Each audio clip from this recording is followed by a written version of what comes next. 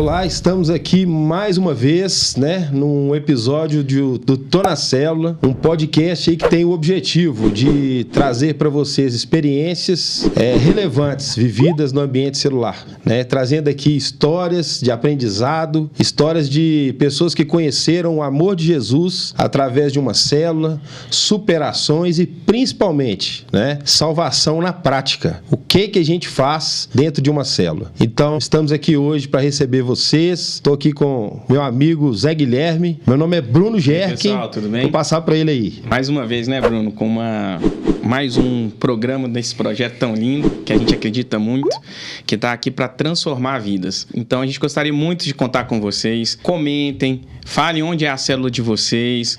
Quem não tem célula, pode perguntar, manda aí, fala a cidade, que a gente tem várias para indicar, a gente pode direcionar. Hoje eu vou deixar você apresentar, que eu acho que é uma pessoa tão especial que a gente... Fala então aí já que eu vou apresentar, fala aí do Tô na Célula, do Instagram. Ah, verdade. E não deixa de seguir o Tô na Célula no Instagram, tá? Vai lá, entra, curte, compartilha. E também do nosso canal do YouTube, que é onde vocês podem ver aqui todos os vídeos, as outras histórias, os outros episódios. E sem deixar, e não menos importante, as plataformas de streaming, que é pra gente ter lá no Spotify, logo em todas as plataformas de áudio, para que vocês também possam escutar, tá bom? Então, né, como o Zé Guilherme já falou e propositalmente, né, hoje eu também me sinto muito honrado em apresentar hoje o pastor mais raiz que vocês vão conhecer aí, né, nego duro de Nanuque, homem bruto, legendário, pessoa que ajudou demais a minha família no processo de conversão, né, minha mãe, meu pai, meu irmão e a minha conversão. Então, assim, é com muito prazer mesmo que eu tô aqui apresentando, né, o nosso querido pastor Oswaldo Quentura. Fala aí, pastorzão. Bruno, Zé Guilherme, muito obrigado pela oportunidade da gente estar aqui testemunhando o que Deus fez, o que Deus está fazendo, o que Deus fará. Parabéns pela iniciativa. Eu creio que os tempos vão mudando, vão passando. Deus vai dando novas estratégias para a gente alcançar as pessoas, né? Lembrando que nós vamos falar de célula, né? Lá na Europa não pode falar de célula, porque lá eles vão achar que é uma célula terrorista. Lá a célula é terrorista, né? Então, você vai encontrar nos países da Europa outro nome. Pequeno grupo, igreja na casa, né? Mas célula, como é no Brasil, pode falar. Amém, pastor. Obrigado aí mais uma vez. Mandar um abração aqui, ó, por ter liberado, né, o pastor Astrid. Pensa numa mulher de Deus. Brutalidade também, né, pastor? E pra Bruninha e pra Elisa também, viu? A gente agradece muito por vocês terem liberado esse paizão aqui pra estar conosco. E pastorzão, então vamos começar essa conversa que a gente criou tanta expectativa aqui, né, Zé? Pra gente chegar esse dia.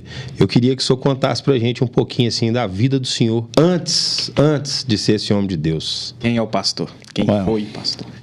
Meu pai nasceu numa fazenda, num curral aqui perto de Sete Lagoas. Casou com a minha mãe, que era ali da região do Vale do Rio Doce. Ele era funcionário público federal, ele era um auditor do Ministério da Fazenda. A minha mãe trabalhava no Ministério da Saúde. Meu pai fala que quando conheceu minha mãe foi aqui em Belo Horizonte. Ele entrou na fila para vacinar. E ficou tão apaixonado com ela, falou assim, vou casar com essa mulher. Entrou na fila 6 vezes para tomar a mesma vacina, né?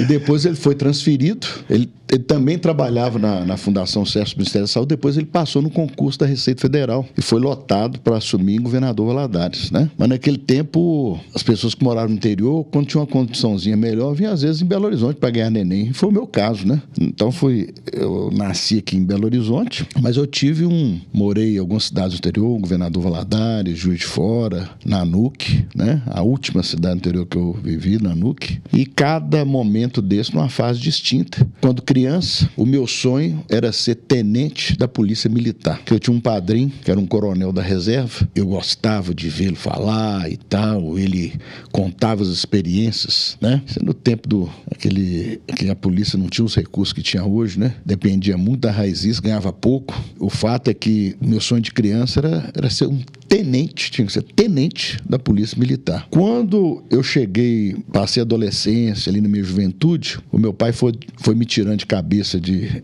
ser policial militar. Falou, não, você tem que ser auditor do Ministério da Fazenda. Mas o meu sonho era ser diplomata. Por isso que aos 18 anos eu ingressei num curso que chamava Comércio Exterior, da segunda turma. Com 20 e poucos anos, eu já estava aí viajando por mais de 50 países do mundo, fazendo negócio com o mundo inteiro, né? Eu gerenciei uma empresa que nós tínhamos operações em mais de 180 países, né? Então eu passava grande parte do ano fora do Brasil, né? Aprendi estudando inglês, francês, espanhol, um pouco de alemão. Semana passada eu tive uma experiência com 5 haitianos, que eu aprendi um pouco do crioulo haitiano, né? Mas aí já como missionário no Haiti, né? Mas então a minha experiência foi muito voltada na área do comércio internacional, trabalhei em empresas importantes, fui professor na pós-graduação na PUC, fui professor convidado também em algumas aulas na Universidade Federal de Ouro Preto, na UFMG, até que eu tive um encontro com Jesus e realmente muda a nossa vida, o nosso estilo de vida e as nossas prioridades de vida. A melhor coisa no mundo é a gente estar no centro da vontade de Deus, né? Eu me lembro do último trabalho que eu tive, quando eu fui chamado para tempo integral, o presidente da organização falou assim, Oswaldo, eu pedi para falar com você, que eu queria conversar com você, porque você pediu para sair. Mas depois me falaram que você vai ganhar muito menos do que você ganha aqui. E eu não quero concorrer com Deus, não. Se Deus te chamou para o ministério em tempo integral, eu quero abençoar a sua ida. Se fosse questão de salário, para aumentar salário, estava nas minhas mãos. Mas você está saindo para ganhar menos, bem menos. E para trabalhar para Deus, então, eu não quero concorrer com Deus, não. E foi assim que eu comecei a minha carreira e vim em tempo integral, ali em 2007 para 2008, e começamos, né? Então, mas tem uma história que antes do senhor vir para Jesus, teve gente que veio antes, né? Quem que foi? Como é que começou essa história, né? Meu cunhado, mas eu tenho 2 cunhados, os 2 servos do Senhor, o Gilman Filho, que é mais velho, e o Rogério, que é o caçula. O Gilman Filho se converteu ao Senhor.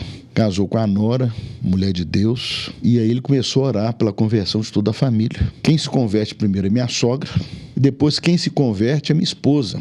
Nessa época, nós morávamos na fazenda, 60 quilômetros ali de Nanuque. E aí a gente tinha uma outra atividade dentro da fazenda, que era a produção de cachaça. A gente produzia a bagatela de 150 mil litros de cachaça, né?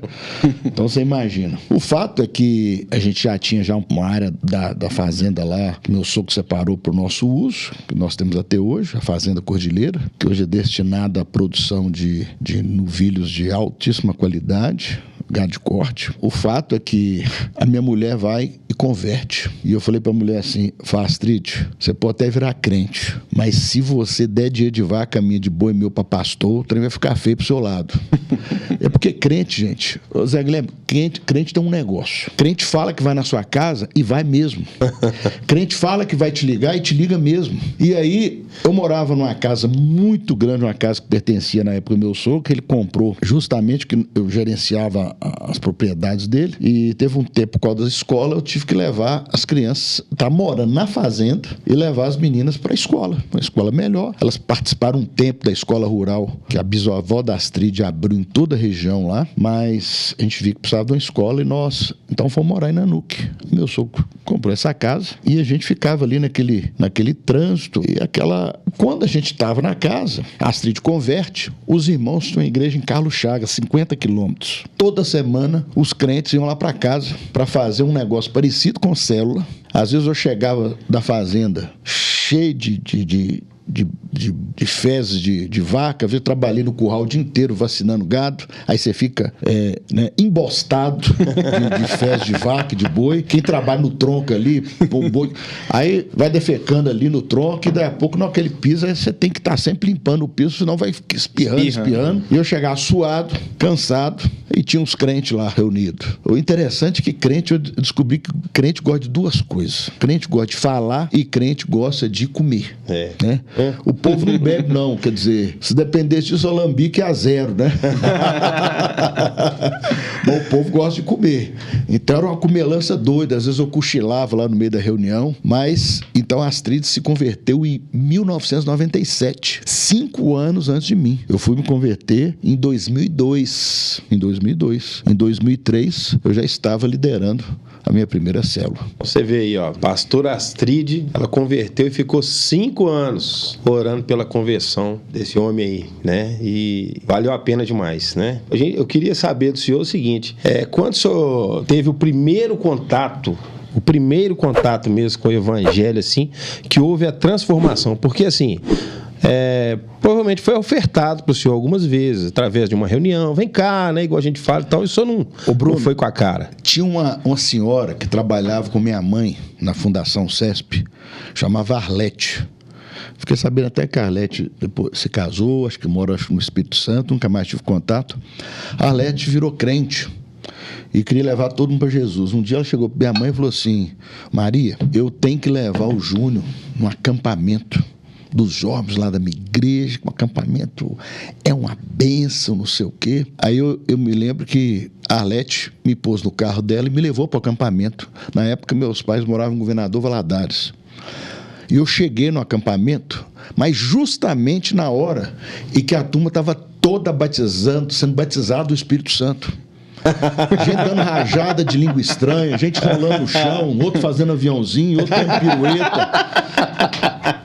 Eu nem desci do carro. Eu falei assim, me leva daqui, isso aqui é lugar de doido. Antes eu achava que crente era doido. Achava que crente era doido. Agora eu tenho certeza.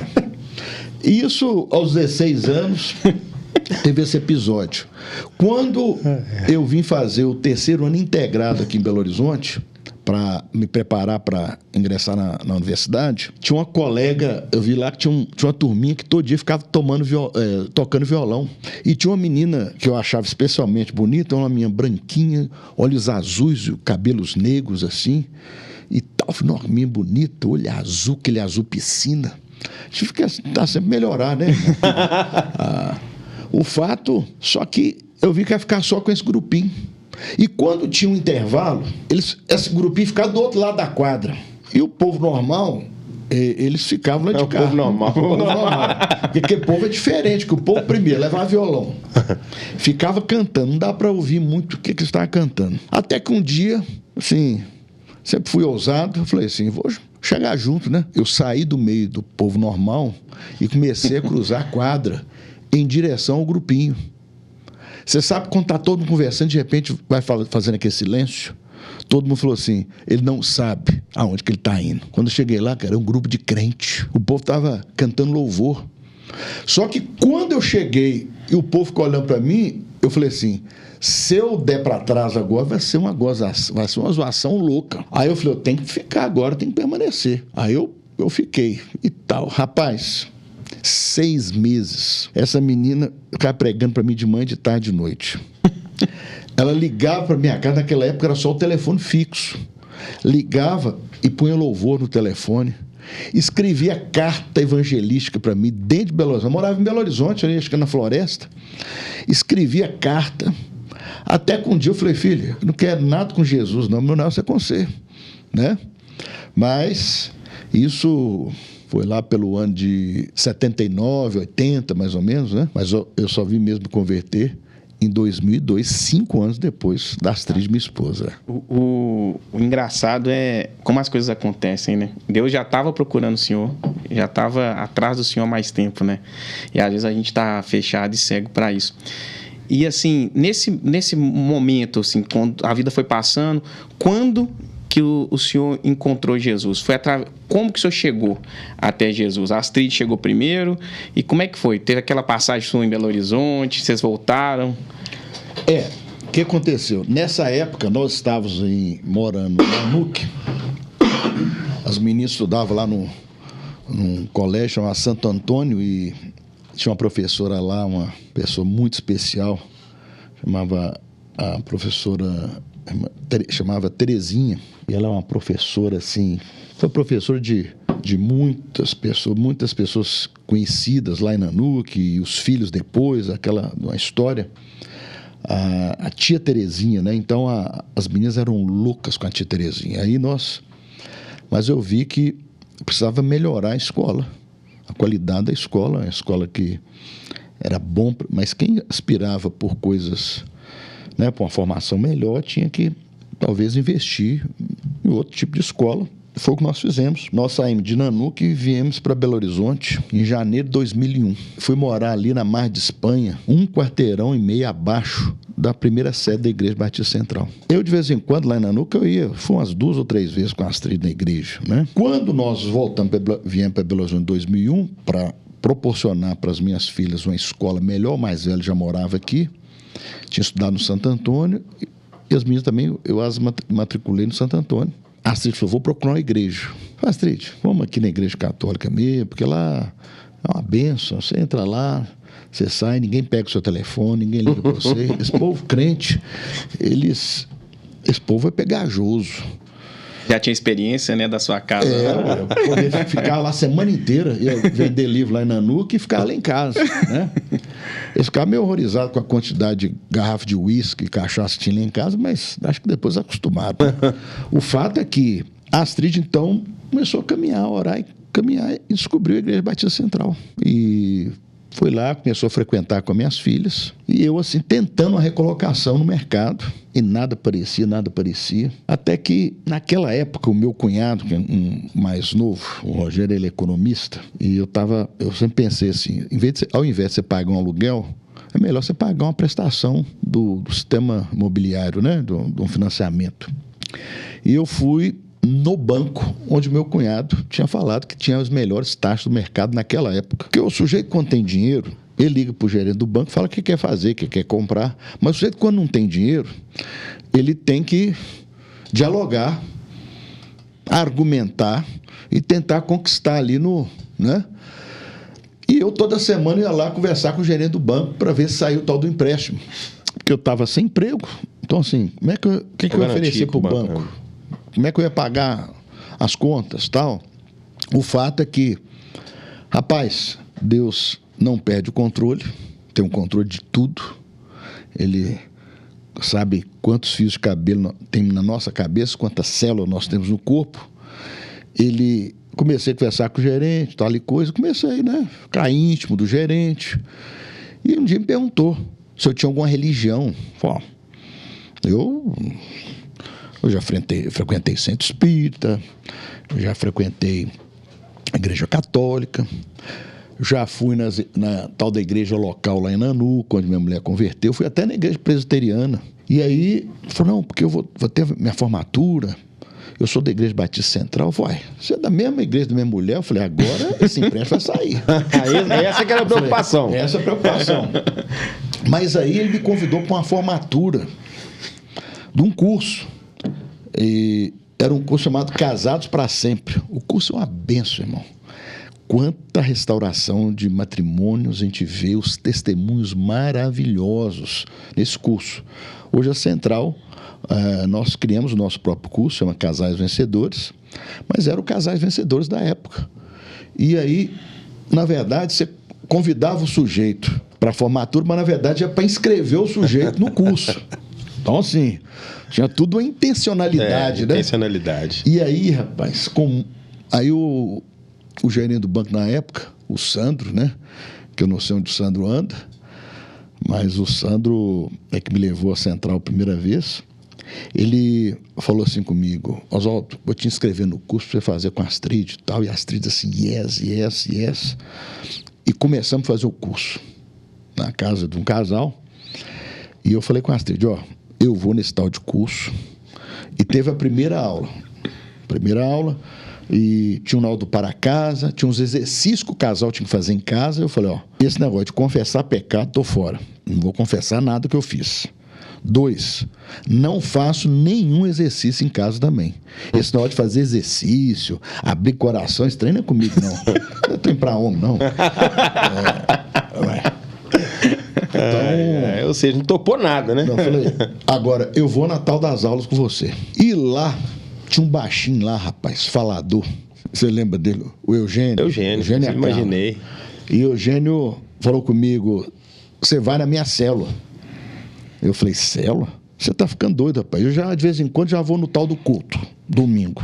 Já aguenta que trem lá, a contragosto. Vim aqui para esse curso, porque eu tenho certeza que agora que eu tô inscrito nesse curso, o gerente vai me arrumar um empréstimo para financiar minha casa. Já tem 2 coisas de crente por semana. E ele tá rindo porque ele é gerente de conta, viu? Gerente de banco também. É bom de saber, né? Mas eu falei assim, eu já tenho 2 coisas de crente na semana. A terceira, não, aí também não. Aí já é demais. Aí já forçou o amor, né? Aí já forçou a barra. Aí eu falei assim. Aí eu falei com ele assim, ó, ano que vem, você me liga, que aí já acabou o tal do curso aqui, eu vou lá na tal da célula. Rapaz, fevereiro de 2002. Tô lá em casa tomando uma gelada, já tinha tomado meu skin para acalmar os ânimos. Tô lá na minha lida diária ali, tomando minha cervejinha e tal. O telefone toca. Era o baixinho. Era o baixinho e me falou, Oswaldo, você deu a sua palavra que você viria na minha célula. Aí ele tocou no meu brilho, né? Porque eu sempre fui um homem de palavra. Aí eu falei, vou que dia que é? Não endereço. Aí eu falei, Astrid, eu vou lá para ficar livre desse baixinho no meu pé. Vou lá nessa tal de célula, mas não conta que eu vou voltar nesse trem, não. E assim eu fiz. Só que eu cheguei lá, rapaz... Eu senti o cheiro do pão de queijo da irmã Carla. Eita. Você sabe quando você vai subindo assim a escada e vai sentindo aquele aroma? Deus, ele já tinha um plano, né? João 15,16, a palavra diz, não fostes vós que escolhestes a mim, eu escolhi a vós outros para que vades e deis frutos, e frutos que permaneçam, para que tudo que pedis em nome de Jesus... eu posso concedê-los. Então, na verdade, é o Senhor que nos escolhe. O Senhor já tinha me escolhido. E Deus usou ali o pão de queijo da irmã Carla para falar, que interessante. E aí, só que a célula, a primeira célula que eu fui, que estava lá, porque é o seguinte, marcou comigo 8 horas, 15 para as 8, eu estou no lugar. Detesto horário, descobri que atrasar é pecado. Aí. Né? Atrasar não é de Deus. Então você que vai para sua cela e fica chegando atrasado, filho, você tá olha aí. Quase que não tem isso, né, pastor? Quase que não tem. Mas eu sempre falo para as pessoas na célula, chegue pro amém, mas chegue. Amém. Não Amém. deixe na célula, gente. Você só pode ir lá chegar na hora de oração, no final da oração, chega.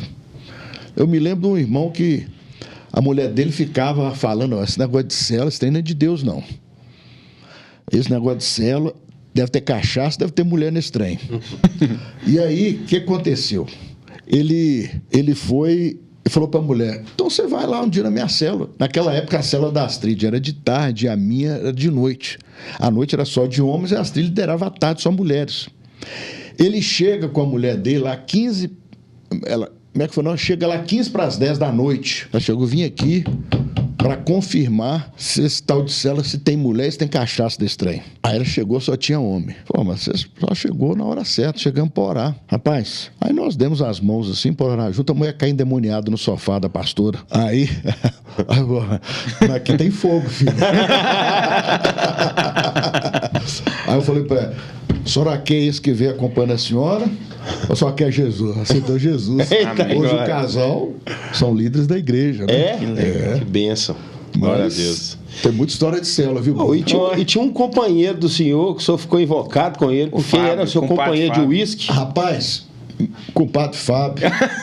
Compadre Fábio, cardiologista, doutor Fábio Favareta aqui, meu compadre, casado com a prima da Astrid, Alex. Tem filhas lindas, uma família linda que eu admiro tanto. O que aconteceu? Eu fui na cela a primeira vez e na outra semana já era um dia do amigo da época. Então todo mundo tinha que levar um amigo não crente. Eu falei com... Não, só, desculpa interromper. O senhor tinha convertido nessa primeira célula? Não, Só o pão de queijo que estava... Converteu ao pão de queijo só. Não, Converteu ao pão de queijo. não, aí... Porque... Falar, não, semana que vem você tá de volta, né? E eu fiquei meio constrangido, falei, vou voltar semana que vem para levar um amigo. E eu falei assim, eu vou levar o compadre Fábio. Porque o compadre Fábio era lutador de karatê. E ele tinha mais ou menos o seu tamanho assim, Bruno. O compadre é uma mão forte, sendo esse soldado alemão da Segunda Guerra, aquele bichão branco forte. E eu falei, compadre, nós vamos lá nesse negócio dessa tal de cela segunda vez. Tem que levar um amigo, vou levar você, que o compadre é meu amigo e a gente tomava uísque junto, mas eu falei, se eles forem fazer a tal da lavagem cerebral, diz que crente faz lavagem cerebral. Já ouviu isso? Diz que crente faz lavagem cerebral. Eu falei, se eles tentarem fazer uma lavagem cerebral, compadre, você dá uns rabos de arraia lá, vira dá uns karatê lá e me livre desse tal de lavagem cerebral. Porque a gente não sabe. Vai fazer a lavagem cerebral que horas? Quando? Como? É um trem que eles vão jogar na cabeça. Se fizer, já era. Para tomar, porque o povo não sabe o que acontece. O sujeito vira crente, o cara muda, rapaz. O cara batia na mulher, não bate mais. O cara era adúltero, não adultera mais. O cara roubava, não rouba mais. O cara era assassino, não assassina mais. Boca suja. Não. Cada 10 palavras, 12 palavrão. Aí o sujeito para de falar palavrão. Aí o sujeito fizeram uma lavagem cerebral. Porque o que transforma a atitude, as ações de uma pessoa no dia a dia, na concepção de uma pessoa que não conhece o poder de Deus nem as Escrituras, foi feita uma lavagem cerebral. E eu falei com o compadre, você vai comigo, né? Qualquer coisa você vira no giraia lá e dá naqueles crentes lá. Aí, rapaz, foi pra segunda célula. Aí teve aquela comilança, louvor. Eu falei, gente, por que crente tem essa mania dessas cantorias? Eu uma vez morei no fundo da igreja evangélica, o povo cantava o dia inteiro, rapaz. Acordava às 6 horas da manhã e cantava.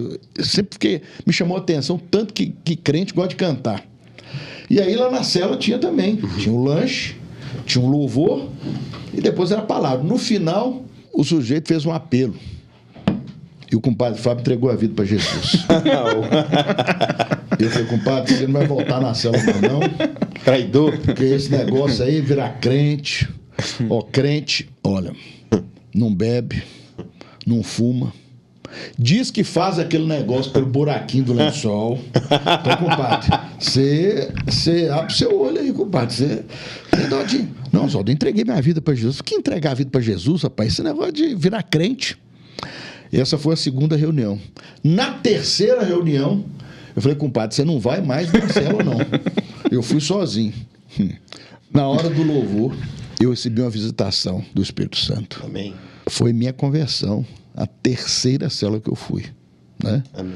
Segundo os irmãos que estavam lá na época, eu fiquei umas 2 horas no chão chorando.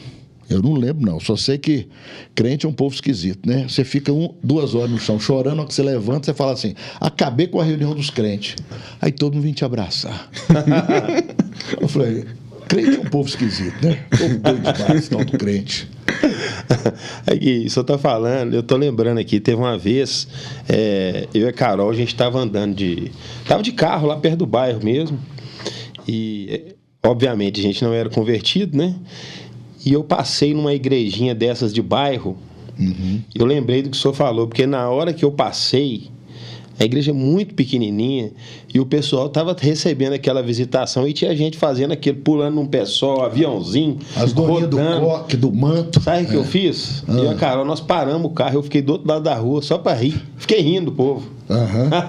Você vê que coisa. O senhor falou do aviãozinho, eu lembrei. Pois é. E semana passada, no céu lá da Redínamos, eu dei o exemplo, eu dei uma palavra sobre ausência e presença. Eu estava explicando para todos os nossos líderes que quem está ausente perde aquilo que Deus tem para ela naquele dia. E citei o exemplo para Carol, sua esposa, que foi justamente num evento onde o pastor reúne-se com seus líderes, o céu, ela foi batizada no Espírito Santo, você lembra? Lembro. Que ela caiu lá no chão, você teve que pegar, pôr ela deitada lá no banco.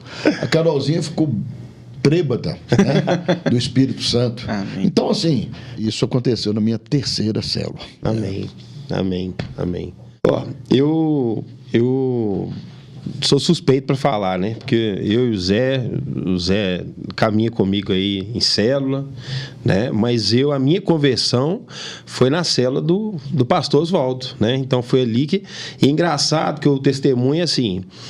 eu falo muito pro pessoal, resumidamente aqui, eu fui para a igreja cheio de pedra na mão, muito preconceito, e o que é, e por causa de um convite que eu recebi.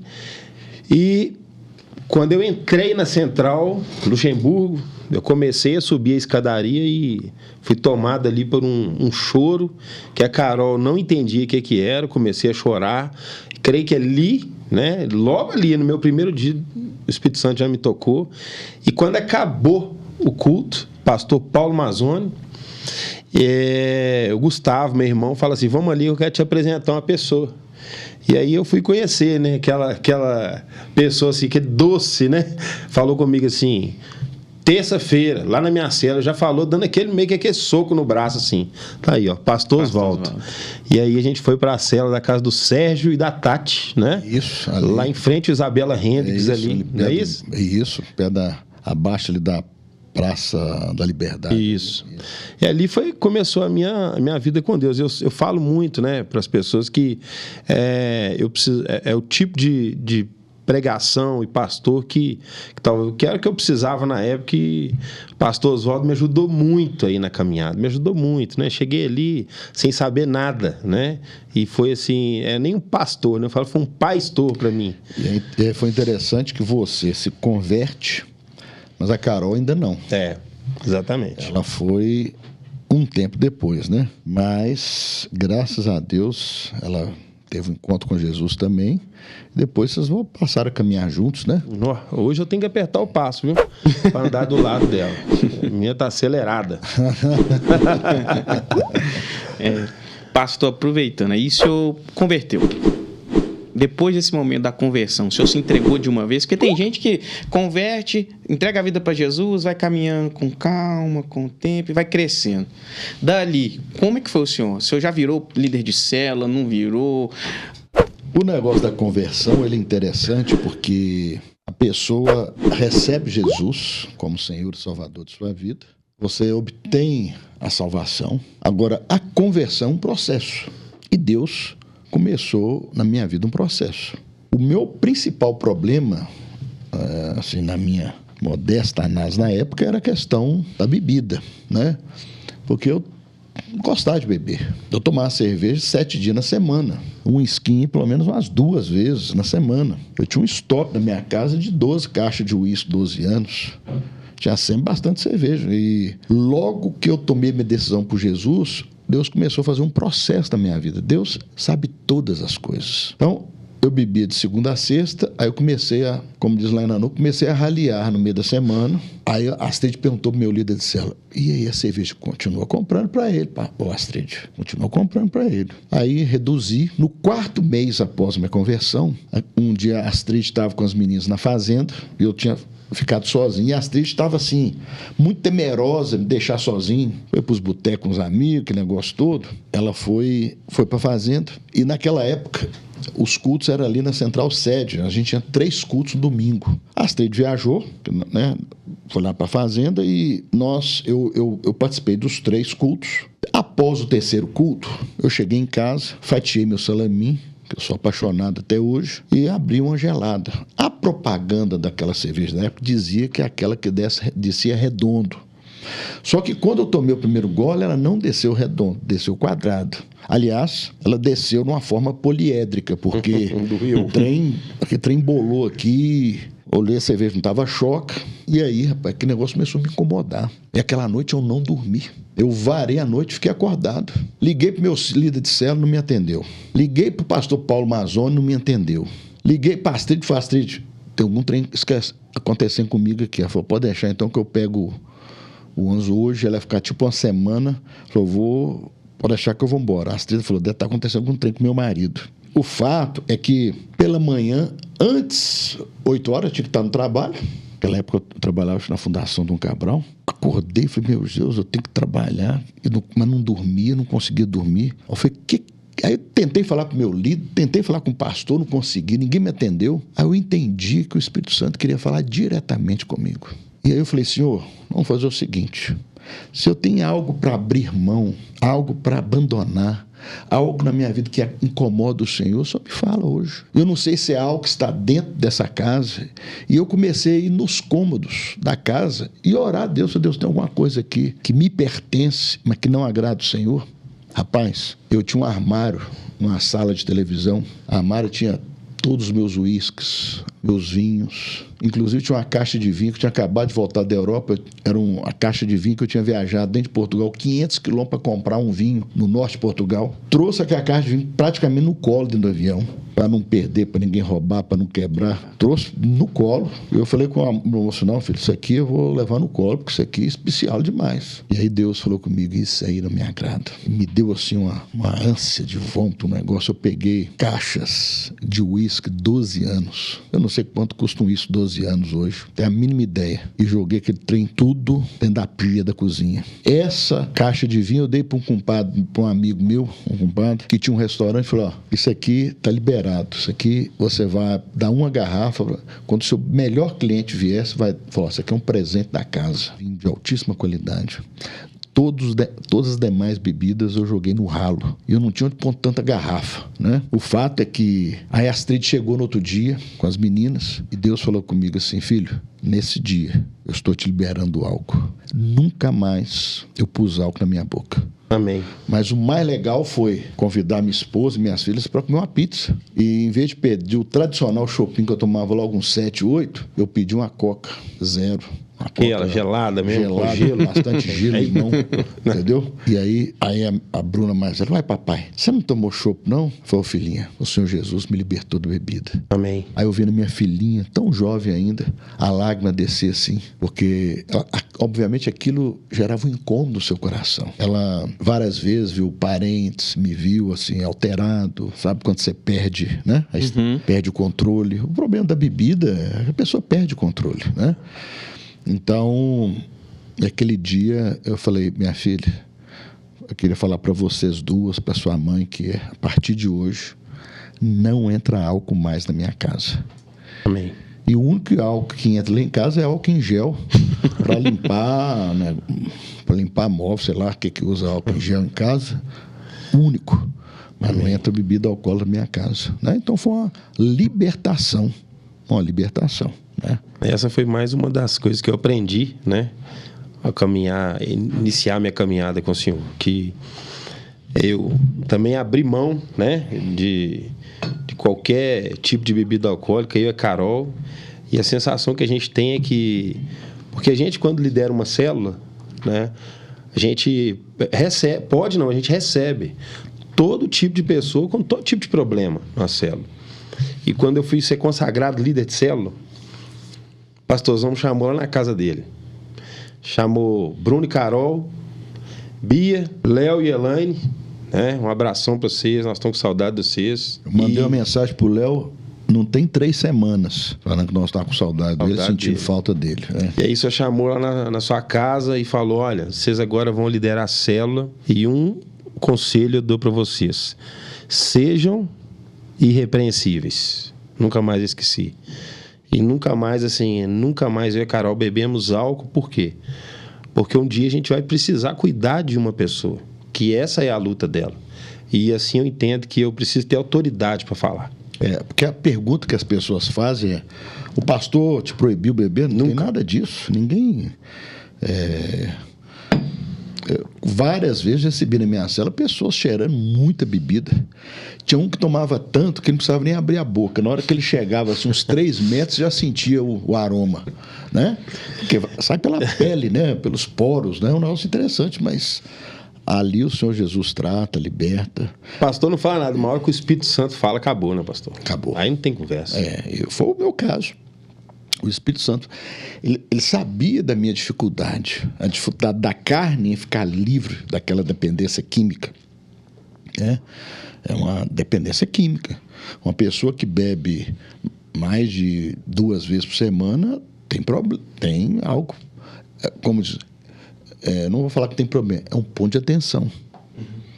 Né? Se a pessoa bebe mais que 2 vezes, é um ponto de atenção. Então, toma cuidado.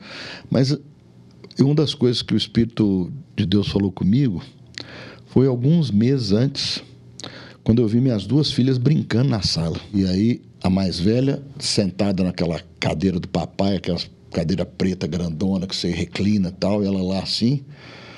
A outra falou: o que você gostaria? Traz para mim uma cervejinha mofando. Do jeito que eu falava. E ela com um rolinho assim de papel no dedo. Com Um cigarro. Um cigarro. Aí eu falei: esse é o legado que eu quero deixar para as minhas filhas. Aprender com o papai a beber e a usar um cigarro. Então, naquele dia, eu fui constrangido pelo Espírito Santo e eu estava justamente num processo. E Deus foi tirando, como eu falei, foi tirando paulatinamente a questão da bebida, até que no dia falou: hoje você está liberto. E a partir daquele dia, nunca mais entrou álcool nessa boca, né? Amém, pastor. Como é importante a gente estar humilde, né? Porque para você ouvir, você tem que estar disposto a ouvir. Deus não vai arrombar a porta se você não abrir, né? Como é importante. E a humildade faz toda a diferença. Porque se você não tivesse humilde, tivesse com a cabeça anterior à conversão, porque você pode entregar a vida para Jesus e não ser convertido, vou falar assim, melhor dizendo, e ter os mesmos hábitos, mas o Senhor foi crescendo na fé junto ali. E depois disso, o senhor passou, começou esse processo de conversão, logo em seguida o senhor saiu da célula, a célula foi importante para o senhor e o senhor já assumiu uma liderança? Não, o que aconteceu? Eu me converti, foi uma conversão muito forte. Eu tinha uma atuação muito forte no mercado, na área do setor que eu atuava, na área de comércio internacional. Eu fui diretor do Centro das Indústrias. Na época, eu fui presidente de vários comitês na Câmara Americana, aqui em Belo Horizonte. Era a maior câmara de comércio fora dos Estados Unidos da América.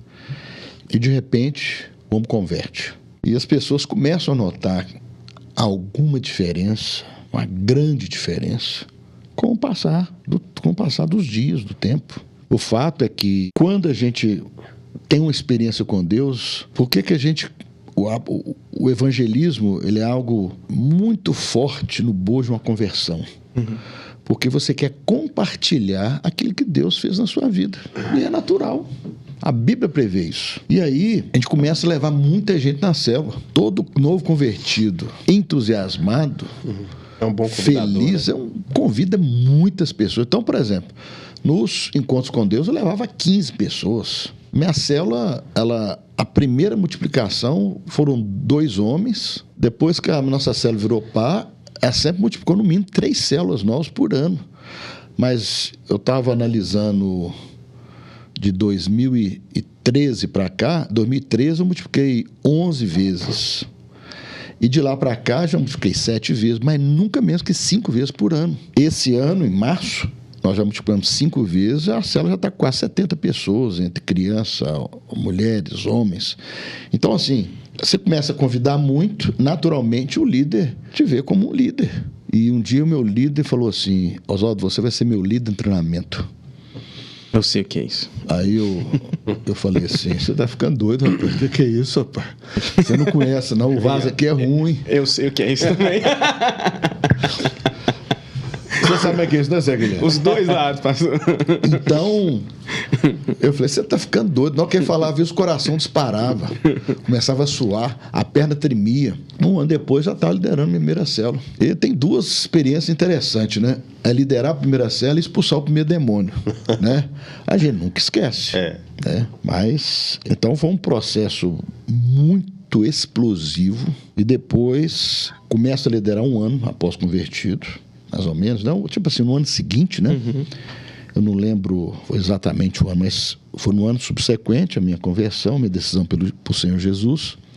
E o fato é que as células começaram a multiplicar. Quando eu e a Astrid já tínhamos em torno de 21, 23 células, foi que o pastor Paulo me convidou para ser tempo integral. Aí, isso foi no ano de 2007.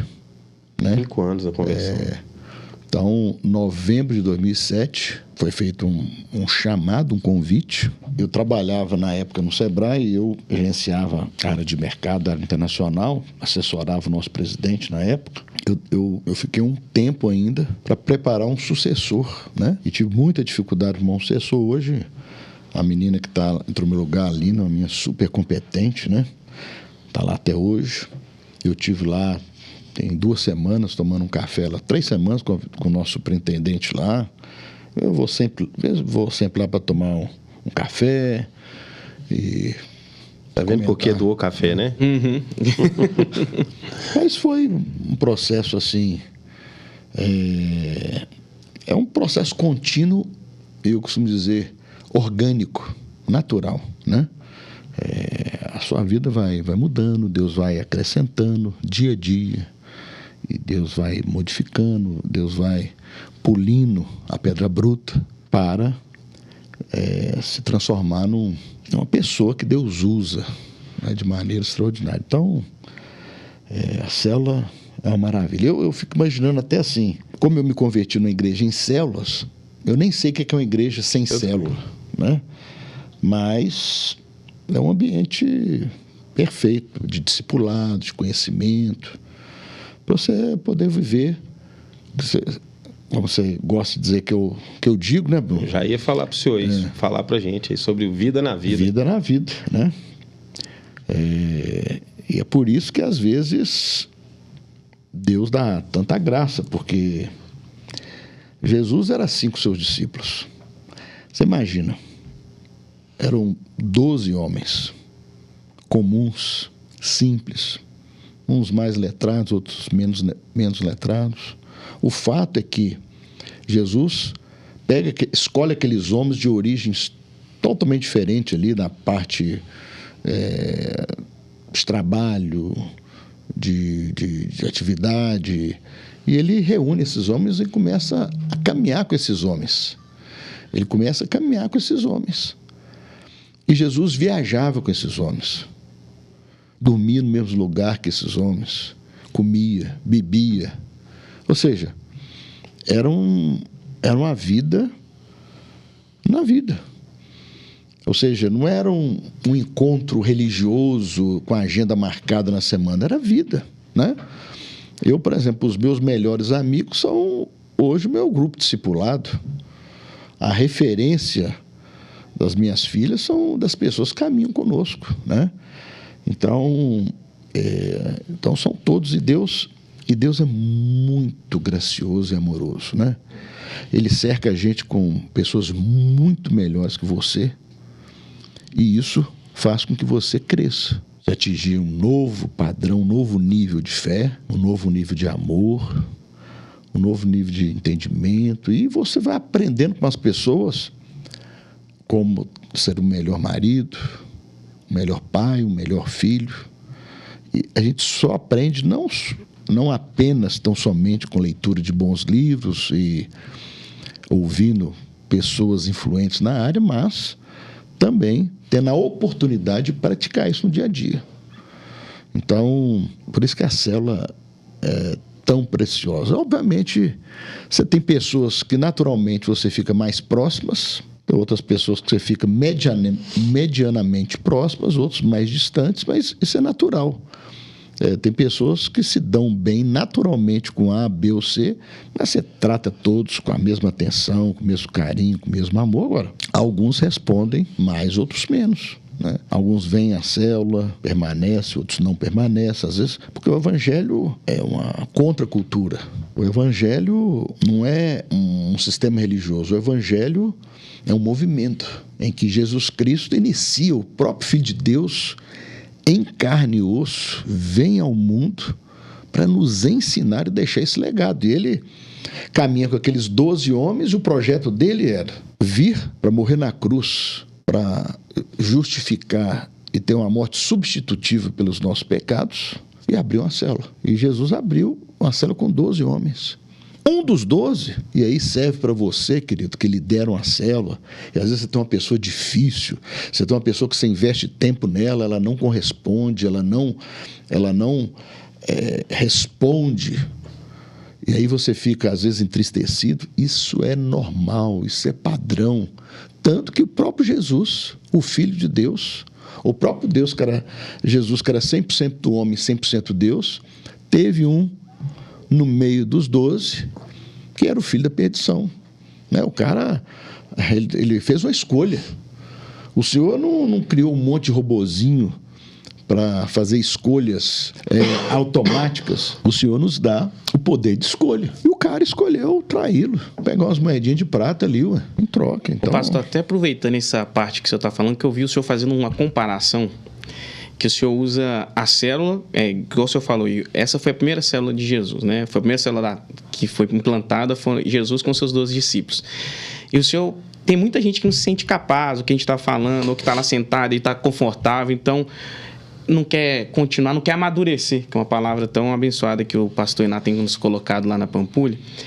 E aí o senhor estava dizendo, fez uma comparação quando Deus escolheu os 12, quando Jesus escolheu os 12. Que o senhor até tocou Mateus 4,18, quando ele chama...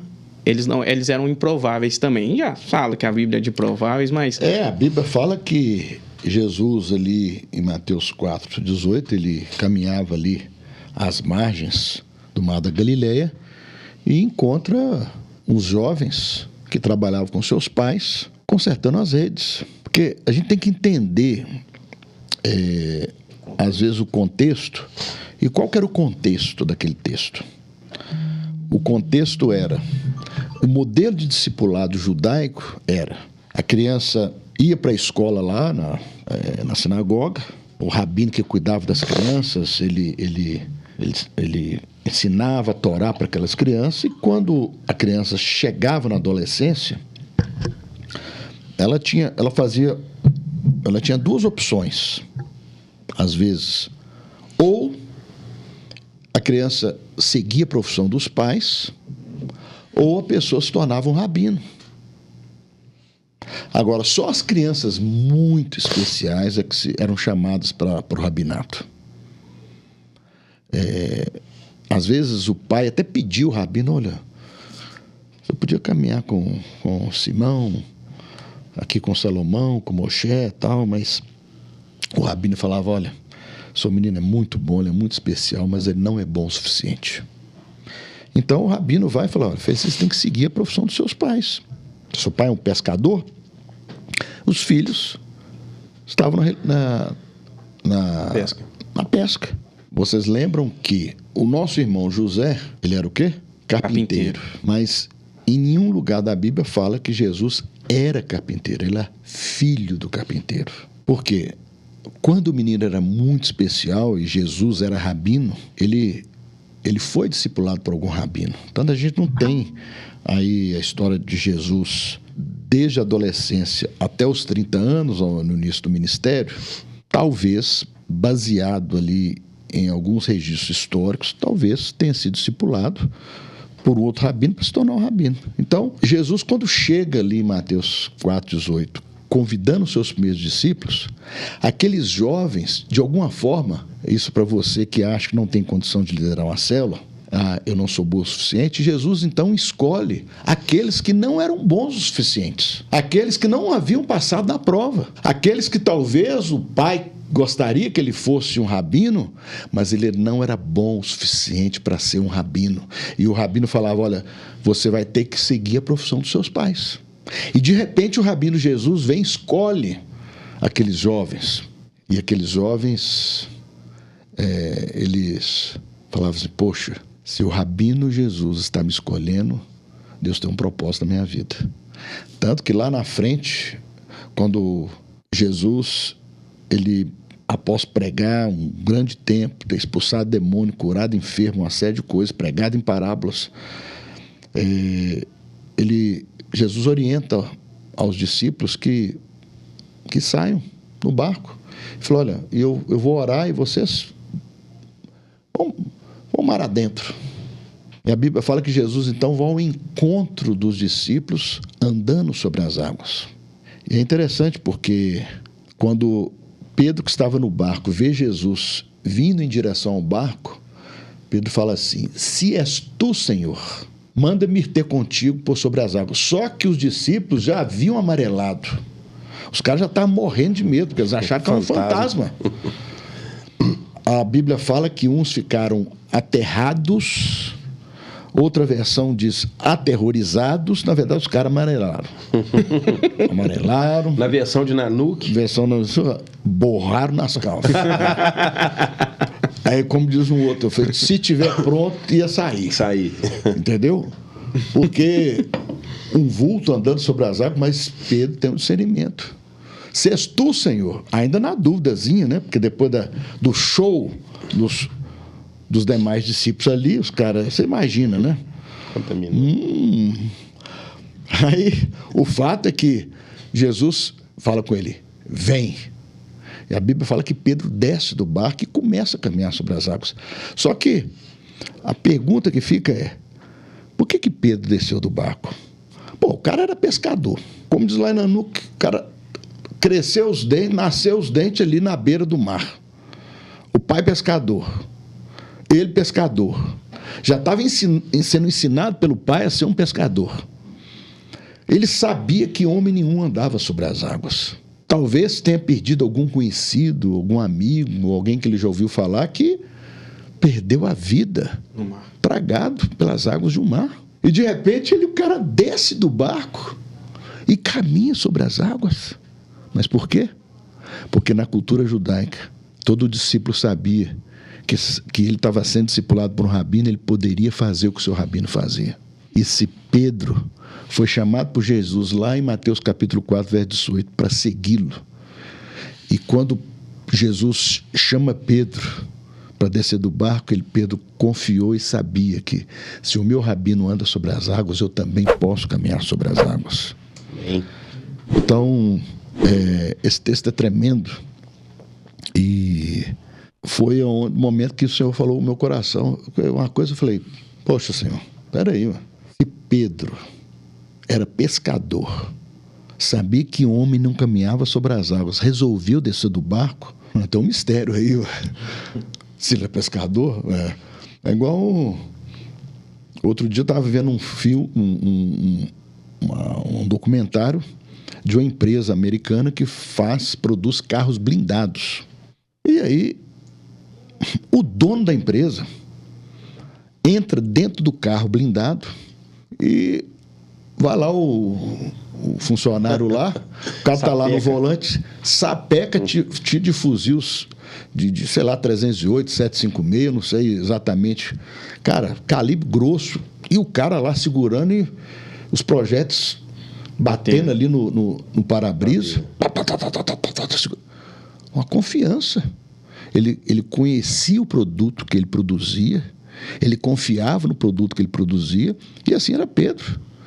Ele sabia que se o rabino dele falou, vem, ele podia descer do barco, andar sobre as águas, porque o rabino dele estava fazendo isso, né? Amém. Ele confiou. Mas a Bíblia fala que os ventos eram contrários. Então, em função dos fortes ventos, talvez a fé dele ainda, lembrando que esse era Pedro, que mais na frente nega Jesus 3 vezes, mas foi justamente Pedro que depois que Jesus foi assunto aos céus, é o primeiro que prega o evangelho e 3.000 pessoas se convertem. O cara que os seus pés nesse texto, os seus pés quase submergiram, que logo um tempo depois ele nega Jesus 3 vezes e depois Deus dá para ele uma segunda chance. Aliás, o nosso Deus é o Deus da segunda chance. E ele, em Atos, capítulo 2, ele prega o evangelho. O Espírito Santo veio sobre aqueles 120 lá no cenáculo do templo, e eles foram batizados no Espírito Santo, receberam um fogo danado. A Bíblia fala que o Espírito Santo veio sob a forma corpórea, sobre a forma de chamas, línguas como de fogo, né? Como de fogo, e aquela aparência, né, de línguas como de fogo na cabeça daqueles 120. Uau! Aí o Pedrão vai e fala, vocês estão achando que esse povo que está bebeu? Não. Aí ele começa. 3.000 se convertem. 3.000 judeus se convertem. Né? Então, Já que o senhor falou em língua de fogo, eu lembrei de uma história, né? Para o senhor contar para a gente, porque o senhor é conhecido aí como Pastor Oswaldo Quentura.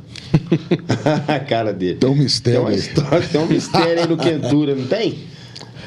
Quando eu cheguei na Central, eu me converti, já tinha um irmão muito conhecido, líder de cela, é o Oswaldinho, casado com a Mônica, Oswaldinho Quiabe, né? Pais do Saulo, né? E da Jojo. Jojo, inclusive, é uma médica. O fato é que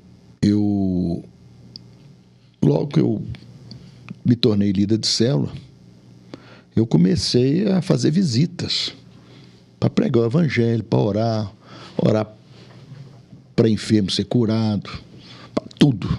Eis-me aqui. Eis-me aqui. E eu comecei um ministério, eu tinha uma empresa, todos os meus funcionários eram lá da igreja. Quando tinha algum pedido para visita à empresa, orar à empresa, a gente ia. E um dia, uma irmã da igreja me convidou e falou: Oswaldo, sabe que você pode orar lá na empresa do meu irmão? O trem parece que lá o trem tá meio caidaço lá, o trem tá ficando ruim e tal. E aí, nós juntamos a turma, a equipe e fomos. Eram eu mais 2, 3 irmãos.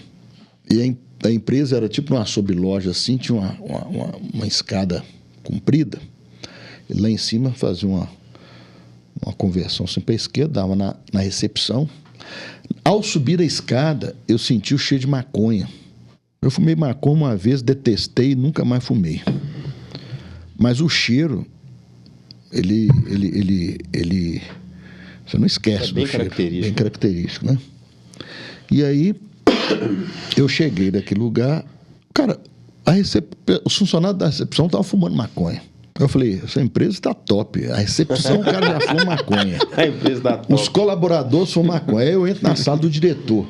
Era uma sala 4 vezes o tamanho desse estúdio aqui. E aí o cara, já tem Deus, que não sei o quê. Eu falei, tá bom, deixa eu fazer só uma oração então. Na hora que eu oro pelo dono da empresa, o cara fica endemoniado. E eu já tinha visto o pastor Magito expulsar demônio, né?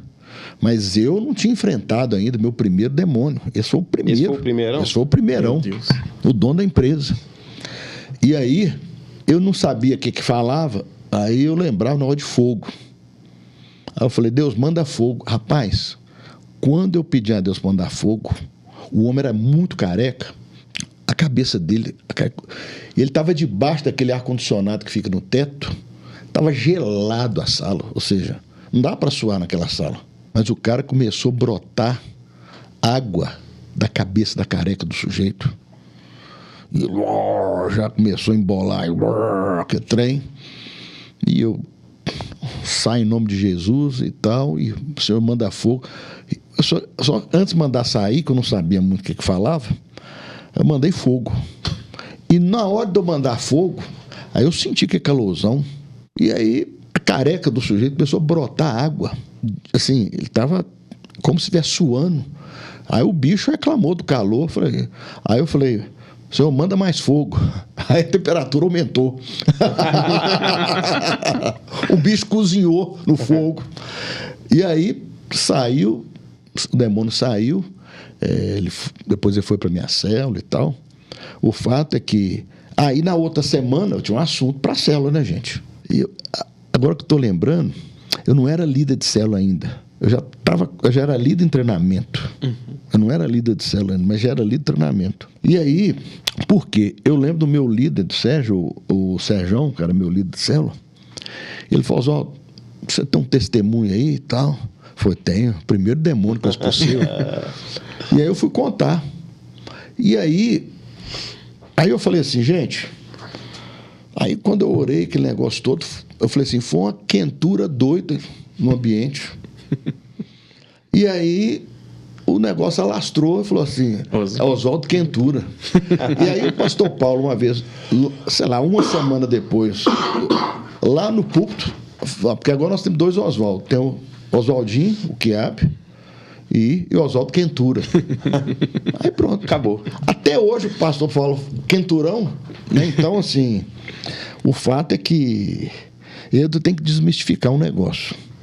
Às vezes a pessoa pergunta, pastor, o senhor gosta de expulsar demônio? Falo, não é que eu gosto de expulsar demônio, eu tenho predileção para expulsar demônio. Mas é que você ora. Manifestou o bicho, tem que mandar sair. Ele não nasceu ali, ué. Exato. Ele está ali. O que ele está fazendo ali? Ué. Então, tem que sair. E sai mesmo.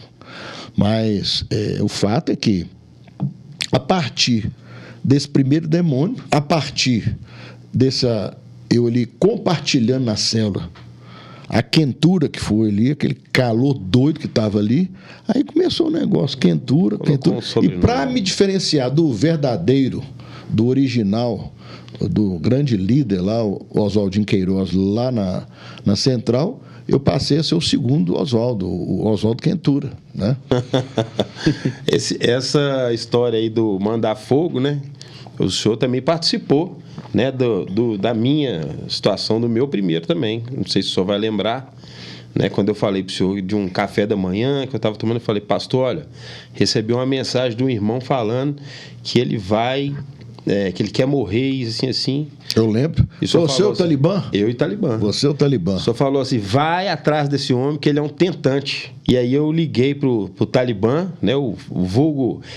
Talibã, vulgo Marcos Gentileza, né? É o Talibã.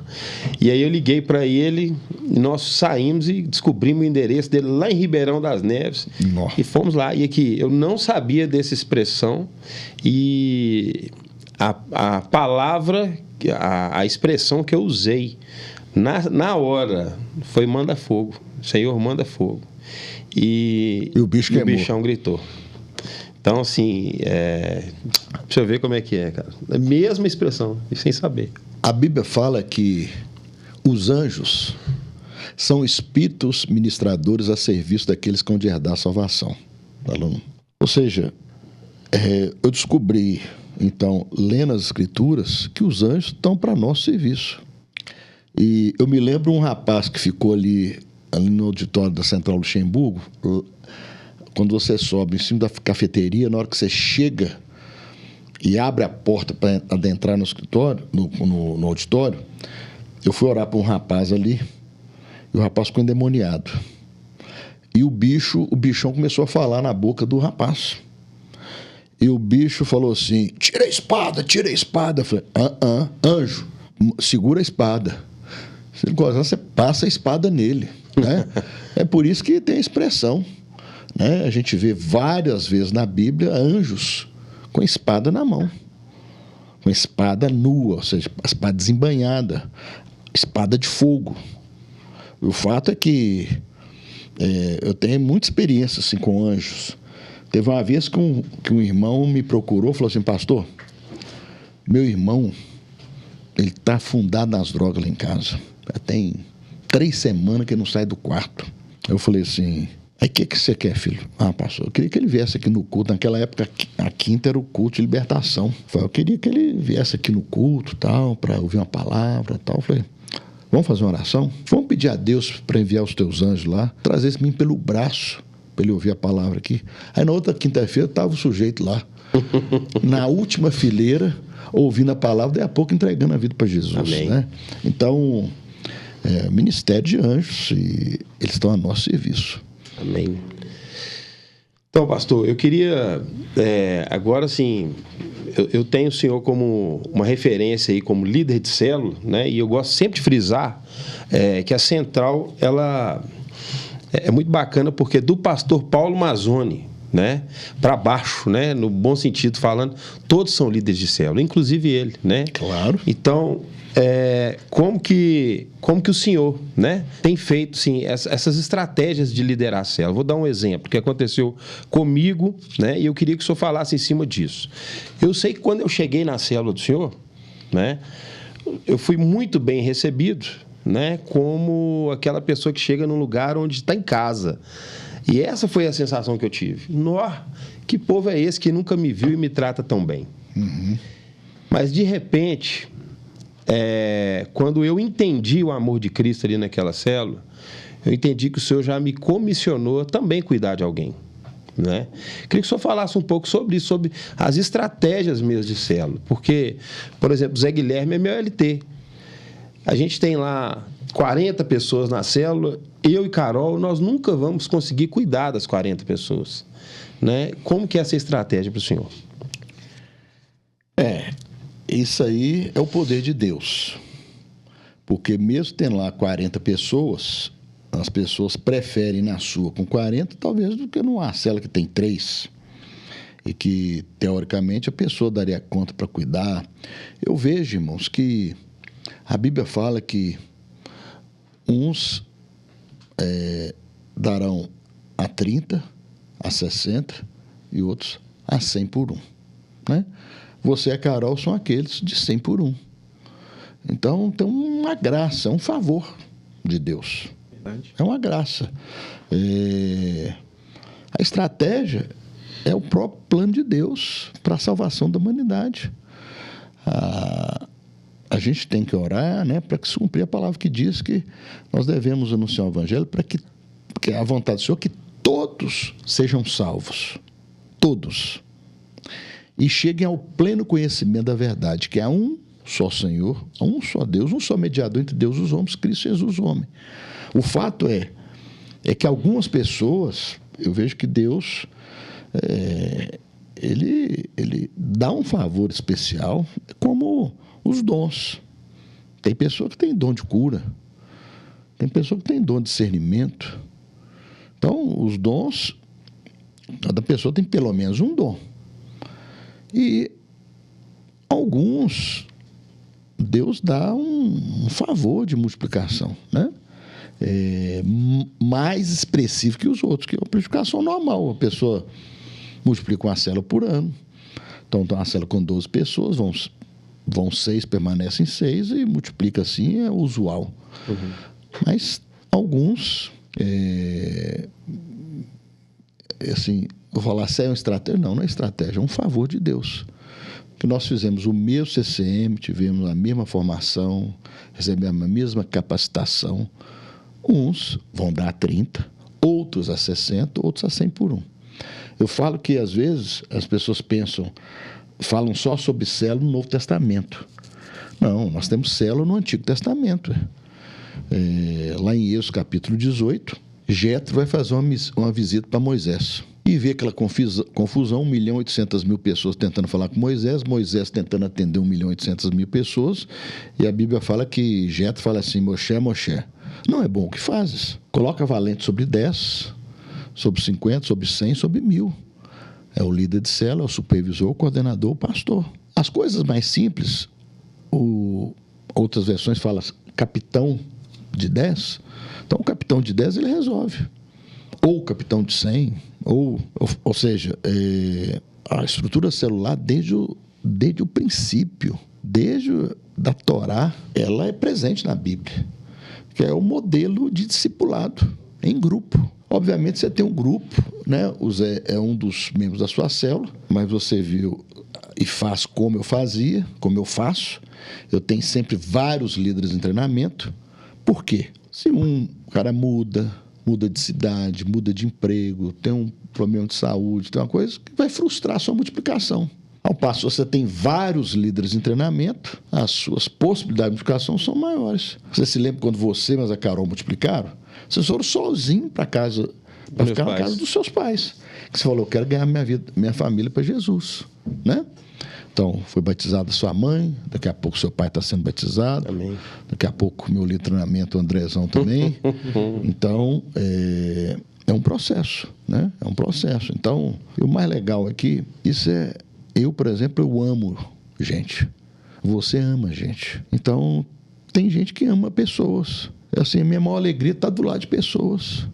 Deus não me criou para ficar numa tenda sozinho, retirado, longe das pessoas. Deus me criou para relacionar com pessoas, assim como Jesus se relacionou com pessoas.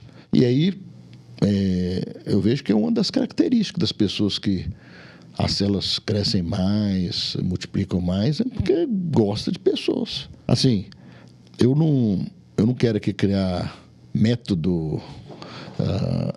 Eu vejo assim, eu atribuo única e exclusivamente à graça de Deus. Por quê? A Bíblia fala que lá Paulo, né, um planta, Apolo um planta, outro colhe, mas é Deus que dá o crescimento.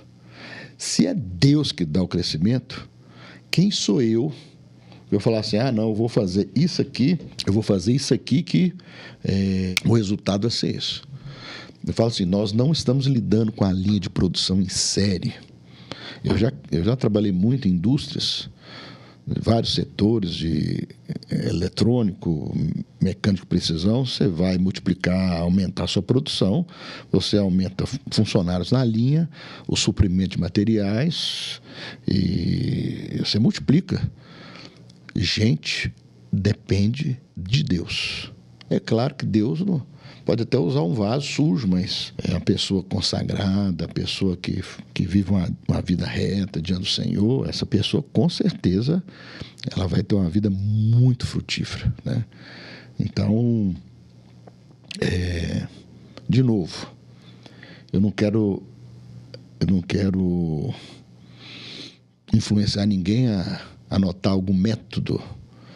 Eu gosto de gente, faço meu costelão de vez em quando, faço meu churrasco para a cela, a turma gosta de churrasco. Então, cada um faz do jeito que Deus dá a direção. Como é que o senhor faz com os vizinhos lá? Eu chamo, convido, um ou outro vai, não vai, fica só no cheiro do churrasco. Então, mas de vez em quando o senhor manda entregar um presente assim para outro lá, uma costela. Faço isso demais, asso uma carne para um vizinho. Eu lembro na época da Covid, tinha um vizinho meu, o Bruno, ele pegou Covid, ele perdeu o paladar. Aí eu fiz um churrasco para ele, pus a máscara, fui lá no andar dele, falei, Bruno, quero te dar um presente. Eu fiz um corte de carne, assim, um contrafilé maravilhoso, assim. Ele falou que ao comer a minha carne, a carne que eu fiz para ele, não a minha, né? A carne que eu fiz para ele recuperou o paladar. Amém. Então, assim, vários irmãos, foram muito tocados, né? Então, mas às vezes o mesmo, ou seja, o vizinho querido ali, que nós amamos, mas ainda não está participando conosco da célula, mas eu tô sendo investindo, né?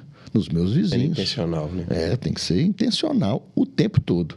Tanto que quando eu comprei esse apartamento na planta que eu moro hoje, há uns anos atrás, um dos motivadores era justamente a planta do apartamento, que eu falei, isso aqui é perfeito para a célula. Eu chego no lugar, eu só penso quantas pessoas cabe. Se dá para fazer uma célula ali, né? Então, para você estar na célula, tem que ter espaço, né? E sempre que eu multiplico, aí fica algumas cadeiras vazias, a gente ora, né? Falou, Deus, ocupa aqui essas cadeiras, manda as vidas que o Senhor quer, a gente consagra o lugar, unge. E Deus, graças a Deus, estou lá lotado de novo lá. É um caos a minha célula. Pastor, eu vivo, acho que eu sou um neto da célula do senhor, vou colocar assim, né? Claro. E tem muita coisa que o senhor faz, que o Bruno faz e eu vejo com naturalidade. Mas vamos colocar no lugar de um líder de célula hoje, que ele está, ou de um LT, que o receio dele, igual eu converso com o Bruno, eu falo assim, Bruno, a minha dificuldade é isso que você faz com tão naturalidade, cara. Porque você consegue chamar a pessoa, você liga para uma pessoa e tá tudo bem. A gente, lá perto da casa dele tem um café, chama O Café, por sinal, muito bom, né? Eu agradecer lá o pessoal, porque a gente tá sempre lá, né, Bruno? O Bruno vai virar sócio de lá. Então, que é meu escritório. É o escritório. Então, como que o Bruno discipula? Ele vai discipular a gente... ele vai chamar para tomar um café, tá sempre próximo. Mas tem os LTs ou líderes que não... fala assim, eu não tenho tempo, tá atribulado. Como é que o senhor faz isso hoje? Como é que o senhor discipula os seus... Talvez nem só os líderes em treinamentos, mas como que o senhor discipula? O senhor consegue? Sua célula é grande. Hoje você deve estar com quantas pessoas lá? 30, 40 pessoas. Como é que o senhor faz isso? Eu faço da mesma forma que o Bruno faz. Só que, às vezes, eu faço fora... O meu ali é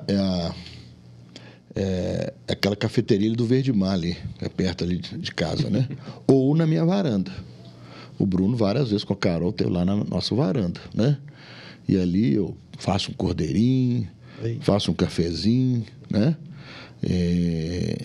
Ou seja, isso é natural, isso é orgânico. Eu tenho prazer em me relacionar com as pessoas. E se eu preciso ter uma conversa, então, por exemplo, eu tenho um casal que eu vou convidar agora para vir como coordenador. Quarta-feira à noite já está marcado lá em casa, né? Então, faz alguma coisinha e tal, para receber com carinho. E aquilo que a gente faz, sempre é algo que é replicável, a pessoa faz aquilo que ela aprendeu a fazer. O Bruno não tirou isso da cartola, ele está fazendo o que fizeram com ele. Isso serve para coisa ruim, mas serve para coisa boa também, né? Os discípulos fizeram o que Jesus fez com eles, né? Você vê, o apóstolo Paulo não caminhou diretamente com Jesus quando teve os 12, mas ele foi visitado por Jesus. E ele fazia exatamente como Jesus fazia, né? Tanto que o maior nome no Novo Testamento, depois de Jesus, é o apóstolo Paulo.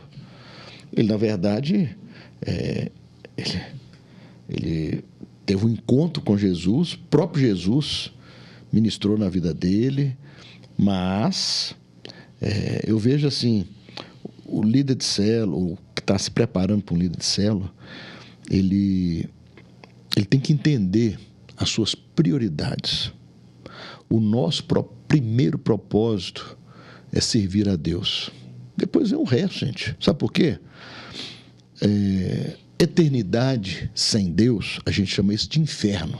Sem Jesus, você pode ter religião, pode ter o que for, mas sem Jesus, você não tem a vida eterna com Deus, porque Jesus disse, eu sou o caminho, a verdade e a vida, ninguém vem ao Pai senão por mim. Ou seja, não tem jeito de chegar a Deus se não for através de Jesus. Se tivesse, querido, eu, depois de 60 anos, alguma outra fórmula, eu até daria aqui, aproveitando esse podcast.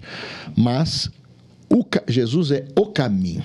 E se ele é o caminho, eu só falo assim, desfrute o caminho.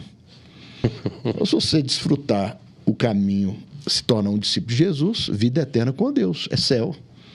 Porque vida eterna sem Deus deve ser ruim demais, né? Eu só falo, vida eterna sem Deus é muito tempo, né?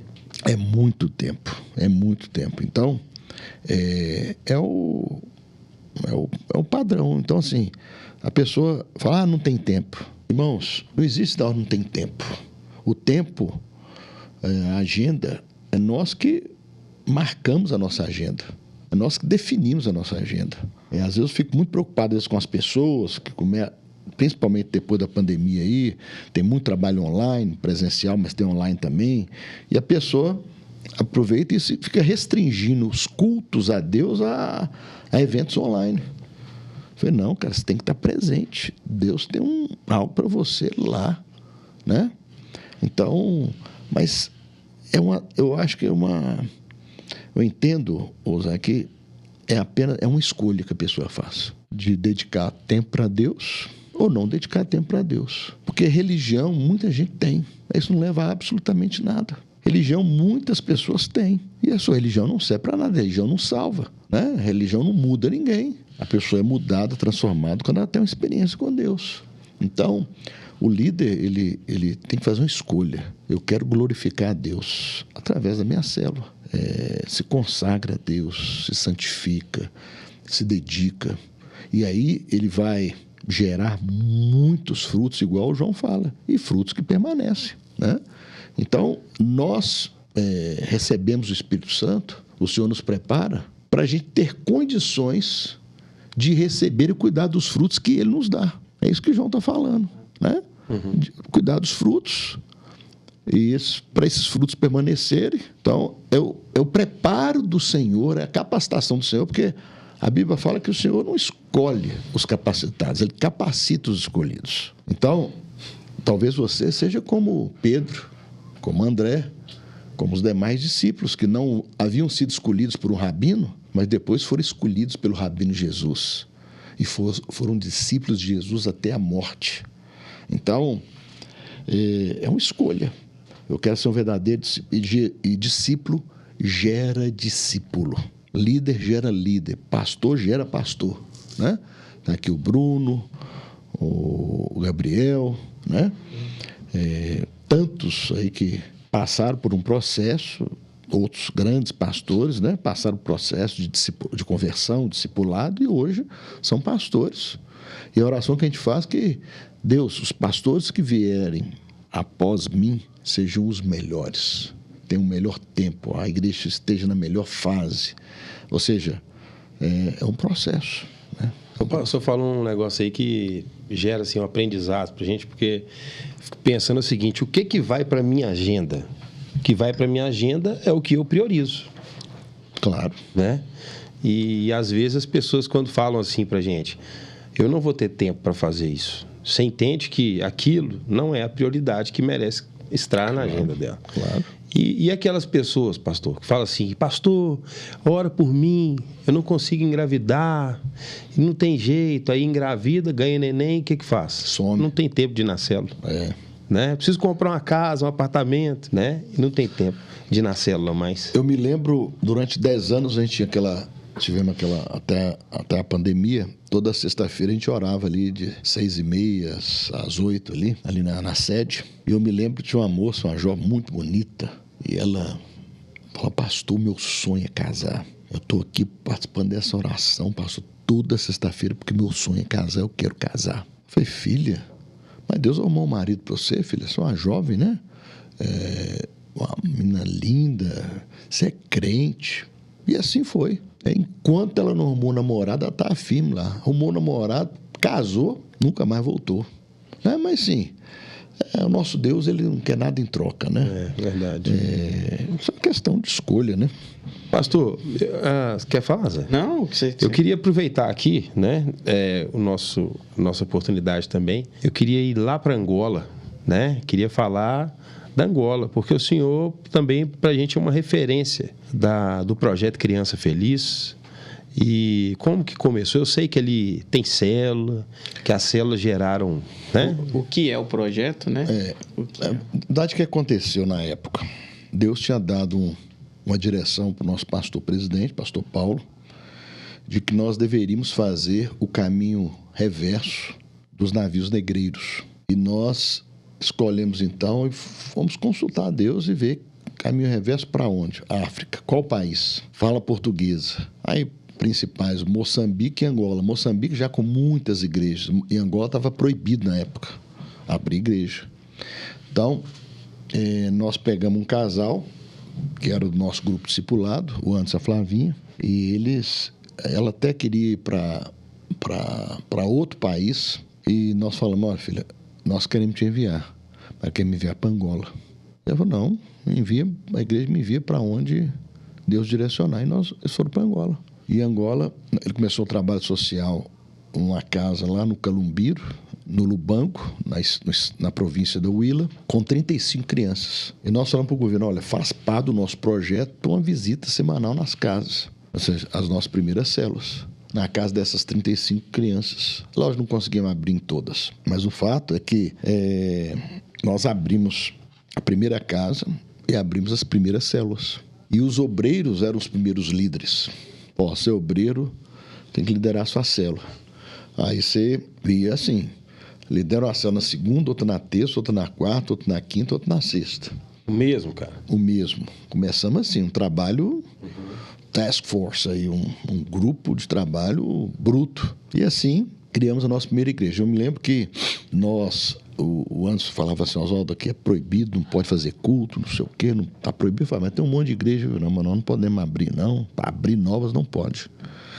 E aí, eu falei: então, vamos fazer o seguinte, domingo que vem nós vamos iniciar o culto, só que no horário diferente. Todo culto de igreja era 10 horas. Eu falei: vamos abrir o nosso às 8, que eles vão achar que é outra reunião e não culto. E foi exatamente assim. Hoje, são 4 igrejas, 1.600 pessoas, quase 600 crianças nos nossos projetos sociais, são vários projetos, né? Tá sendo o projeto Criança Feliz, que é o que com o qual nós desembarcamos em Angola. Nós ganhamos já 4 vezes a melhor ONG de Angola. E o último agora ganhamos até um prêmio lá de R$400 mil, mais ou menos, né? E esse é um projeto, então. Hoje nós temos 4 igrejas fortes, um trabalho social com cerca de 650 crianças. Inclusive, agora, no meio da pandemia, nós abrimos um centro de acolhimento para adolescentes, que nós não tínhamos, e eles vêm e ficam em tempo integral. Eu abri esse negócio com um recurso de $500 por mês, que era o que eu tinha para gastar, investir nesse novo projeto. Então, nós temos hoje um trabalho maravilhoso, um trabalho reconhecido, e é uma das igrejas que mais cresce hoje de toda a central no mundo, é Angola. E o processo de célula é o mesmo, igualzinho. Mesma coisa. Mesmo modelo. As lições mais concisas, né? As lições mais concisas, mais facilitadas em função do contexto. E o mais interessante lá é que a maioria das células são de dia, né? Porque à noite não tem luz. Ah, tá. Então você faz debaixo da mangueira, você faz no quintal, você faz. As casinhas são muito pequenas, aí a gente faz na porta da casa. E aí vem um menino, vem outro. Menino é um som de multiplicação. Sai menino do quanto é lá. Parece que brota do chão. Né? E aí todo mundo quer participar da célula. É uma benção. E a gente fica vendo, né, pastor, assim, com tão pouco recurso e uma igreja crescendo tanto num lugar como aquele, né? A gente falando de tempo, né? Lá não tem luz e a gente não tem tempo. Lá não tem estrutura. Mas essa semana passada agora, lá no nosso culto dos líderes da nossa rede, eu pedi uma irmã para ficar de pé, a Beth. Beth é uma irmãzinha, uma bênção, casada, um cara sensacional, mora em Viçosa. No meio da pandemia eu fiz o casamento dela e ela entregou a vida dela para Jesus. E ela começou a participar da célula da Astrid.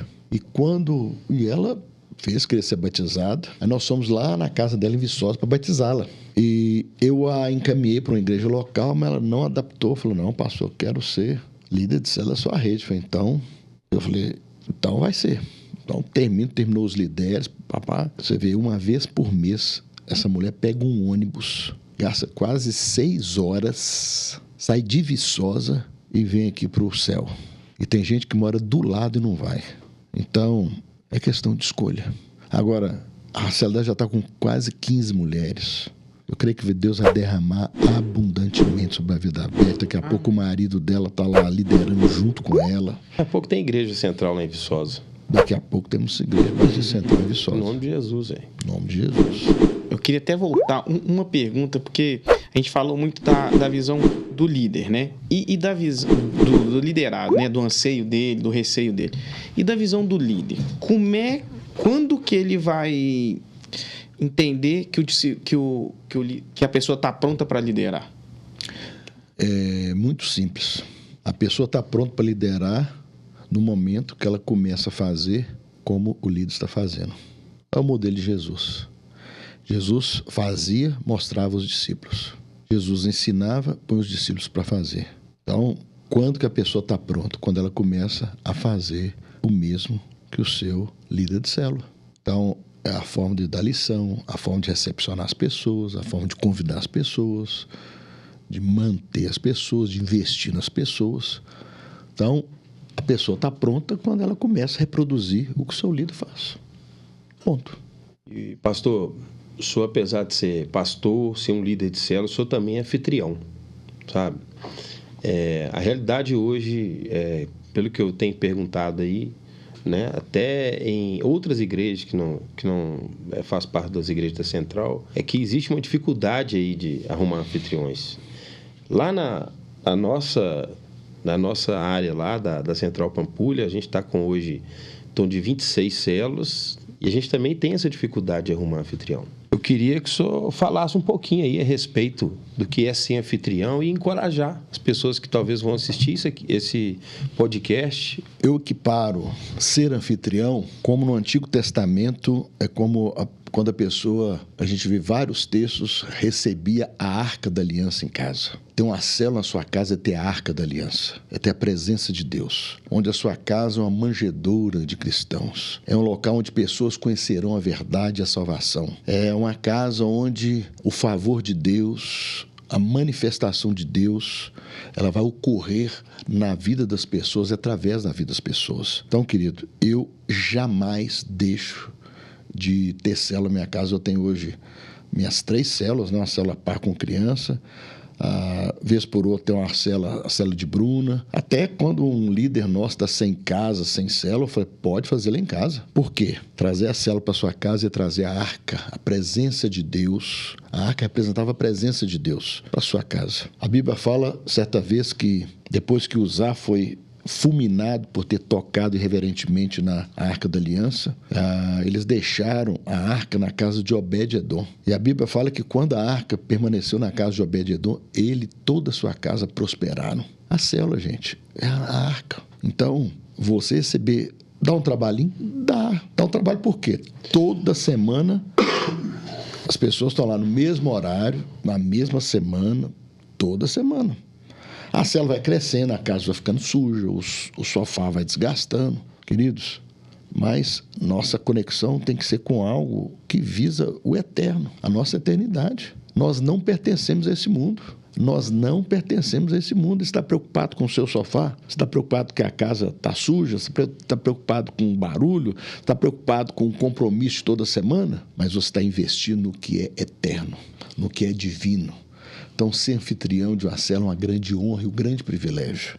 Veja dessa forma. Abra uma célula na sua casa e prepare-se para o extraordinário de Deus na sua vida e na sua família. Amém. Amém. Eu tenho uma porque a central, a gente tem o podcast é o intuito de falar de célula como um todo. E a gente, como da central membro, nos orgulhamos de fazer parte dela, né? A gente sabe que a excelência é um fundamento que até constrange a gente em alguns momentos de como a igreja trabalha de perfeição. E aí ela tem o DNA, que é um programa, o senhor pode me corrigir se eu estiver falando qualquer besteira aqui, mas que ela é um programa que ela desenvolveu para outras igrejas que queiram adotar isso, né? Esse é o modelo de células. E está disponível, é de graça, não tem fim lucrativo nenhum. E o senhor gosta muito de falar assim, não existe modelo. Não contrapondo isso. Como que é isso? Não existe modelo. É porque, na verdade, quando você vai para o ambiente da igreja, muitas vezes o pastor, um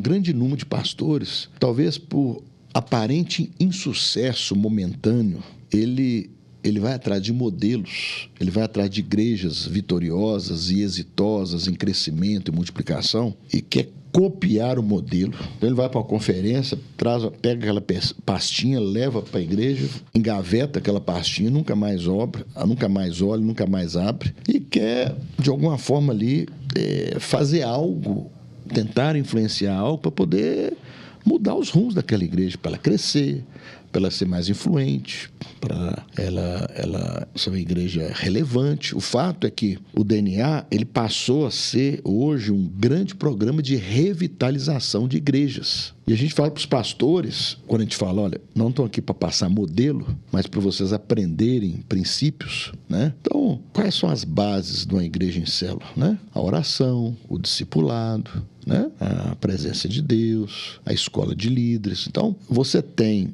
algumas bases que a pessoa tem que trabalhar no começo. Primeiro, ela tem que entender de Deus que é aquilo que Deus quer que ele faça. Segundo, se ele entender, ele quer adotar assim, os princípios que nós, como central, adotamos, a gente passa todo o material, dá toda a orientação, dá todas as dicas e, muitas vezes, o grande erro é a pessoa queimar etapas, tentar queimar etapas. É um processo. Então, o que a gente tem visto? Quando as pessoas cumprem o processo, os tempos, certamente ela progride, ela multiplica, ela cresce, ela avança. O problema é que, às vezes, a pessoa ela quer apressar o resultado. O resultado não é o meio em si, ele é a consequência. Uma igreja que tem vida com Deus, que tem santidade, que tem ensino do Evangelho, né? Então, são princípios contidos nas Escrituras e hoje nós somos, talvez, certamente, um dos maiores programas desse movimento mundial do GKPN, né? Que é o Global Partnership Network, do qual nós fazemos parte. Há um compromisso das maiores igrejas do mundo em atuar de maneira incisiva, de maneira a impedir que essas igrejas venham a fechar suas portas. Então, nós estamos num programa de revitalização de 1 milhão de igrejas no mundo inteiro. E a Central faz parte. Já tivemos milhares de igrejas revitalizadas. Eu lembro de um irmão, um pastor que caminhei próximo dele, uma igreja de 60 anos, tinha 50 membros. Depois de alguns anos, implantou os princípios que nós adotamos, começou a fazer como nós fazíamos, e eu fui numa conferência lá, tinha 330 células. Né? Então, são registros que nós temos, na verdade, porque não copiou o modelo. Ele implementou e adotou princípios. O senhor estava falando aí, a gente teve até contato agora, nesse final de semana, com uma igreja que está crescendo, né, de Sete Lagoas, Igreja Batista Renovada El Shaddai, do pastor Hudson, né? E eles estão assim apaixonados com a visão celular, com o modelo celular, estão crescendo muito, né? E a gente fazer parte dessa visão celular, né, é muito importante. E assim, nosso tempo tá... Acho que a gente podia ficar aqui mais umas 4 horas, né? O pastor ia xingar, é claro. Mas nosso tempo está acabando, pastor. E eu queria que o senhor, se possível, terminasse aqui falando para a gente, assim, exatamente essa importância, né, da visão celular. O que é, né? Até a pergunta que o Zé Guilherme gosta de fazer essa pergunta, eu vou falar com ele para fazer. Não, faz aí, pode ir. Ela vai ser a nossa também. Então tá. Então, eu queria que o senhor falasse para a gente, assim, de uma forma, o conceito de o que é célula para o senhor. A gente apenas reduz um movimento criado pelo próprio Deus através de um nome onde, na verdade, quem criou a primeira célula foi o próprio Senhor. Ou seja, os primeiros cristãos, eles se reuniam de casa em casa, partiam o pão, se ajudavam, oravam pelos outros, conviviam, tinham vida na vida. E a resultante disso, que são os princípios bíblicos, amar ao próximo, amar a Deus. E a Bíblia fala que Deus ia acrescentando dia a dia aqueles que iam sendo salvos. Então, o que é célula? É viver igreja. Nós temos o culto a Deus, culto de adoração a Deus, nos finais de semana, às vezes até no meio da semana, mas aquele momento onde você vai cuidar, se relacionar com as pessoas, discipular as pessoas através do pequeno grupo, através da célula. Oportunidade onde as pessoas abrem a porta de suas casas, de suas empresas, às vezes até em ambientes públicos, para que pessoas participem daquele momento, cresçam no conhecimento da palavra,